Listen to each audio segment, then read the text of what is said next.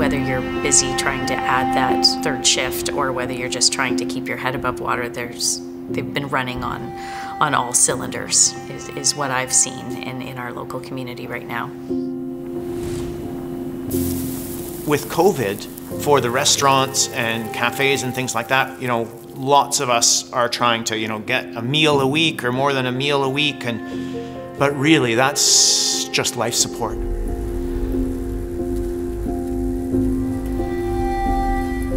Our community here, as we come out of COVID, will be so clear that what it needs is us.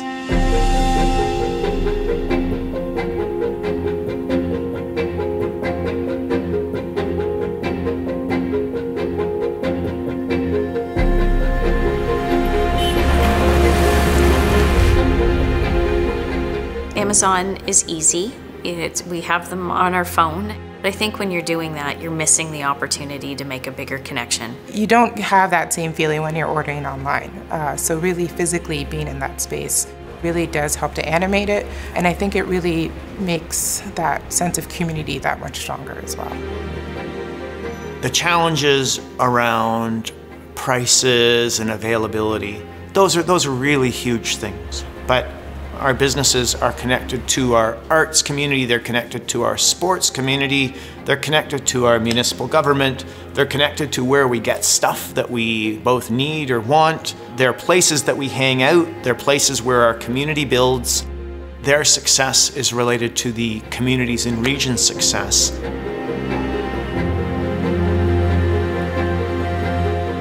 When you start to think about communities that you want to talk about or you've been to or you've traveled to, usually your idea of what that community is like is based on the downtown. There's food, there's retail, there's theater, there's dance, there's music. I think about, before COVID, things like the First Friday art crawls downtown. The great thing was it's not simply the businesses, it was the arts communities, but it was also the broad community, the people you were running into, and how fun and interesting and exciting it was.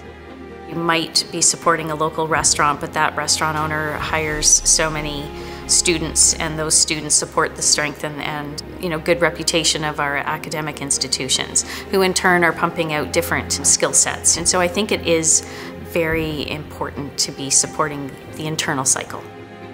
It's just, who do you know? Right? Who do I know? Who do we know? Who is dependent on, supported by, needs to go to, loves to participate in the kinds of local and independent businesses we have? And for myself, the answer is most people I know.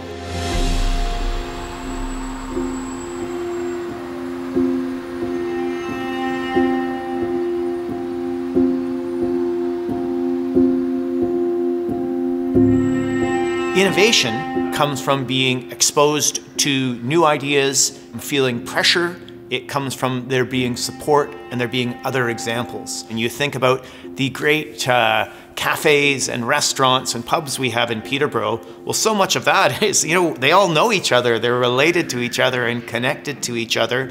That gives them a lot of potential push to be good. And that spills over into really great things for the community as well. The community as a whole has grown very quickly since COVID, and people are kind of surprised at that. Many people think, oh, well, that can't be true, but it is, and we can see that in real estate prices. Our housing problem is a very serious problem.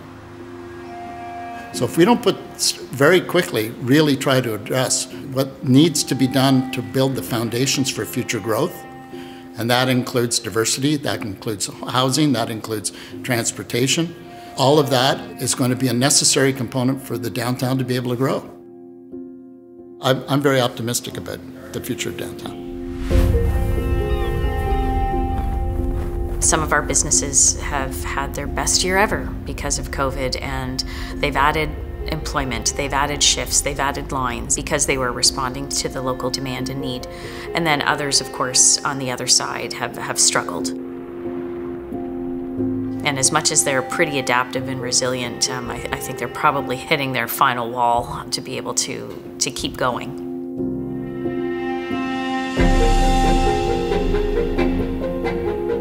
Our small business owners are our neighbors.